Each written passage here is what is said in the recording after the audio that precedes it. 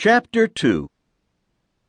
When my mom and dad decided to build a house, friends told them that they were building out in the sticks. That meant way out where not many people lived.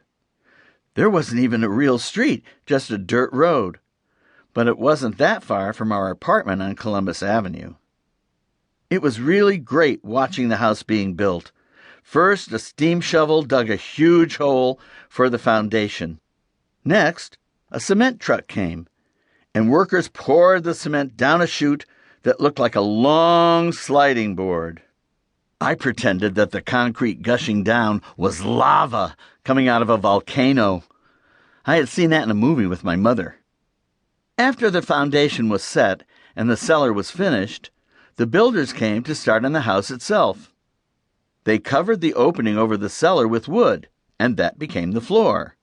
Then they put up these things they called studs, which were pieces of wood called 2x4s, because they are 2 inches thick by 4 inches wide. They had just finished this part of the house when the hurricane struck. It was a good thing the walls weren't up yet, because the house probably would have blown away. A new house a few streets away was knocked down by the wind. All that was left was the cellar and a mess of broken wood. They had to start all over again. It was sad, but I was glad it wasn't our house. All our relatives were excited about the house at 26 Fairmount Avenue. I guess a new house with a big yard and a view of West Peak with Castle Craig on top was exciting. I know I thought it was.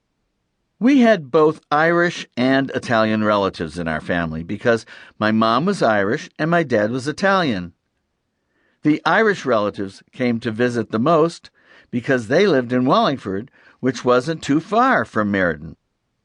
Some of the Italian relatives lived up in Massachusetts and some down in the Bronx in New York City.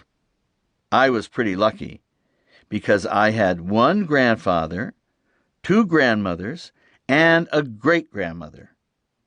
But my grandmothers and my great-grandmother were all called Nana, and that was confusing to me. And then there was this great business. But I figured out what to call them, and everyone always knew who I was talking about.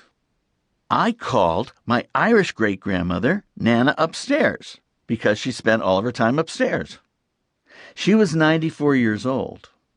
I called my Irish grandmother Nana downstairs because if she wasn't helping Nana upstairs, she was either in the kitchen or sitting in her chair in the parlor looking out the window so she'd know what was going on in the neighborhood.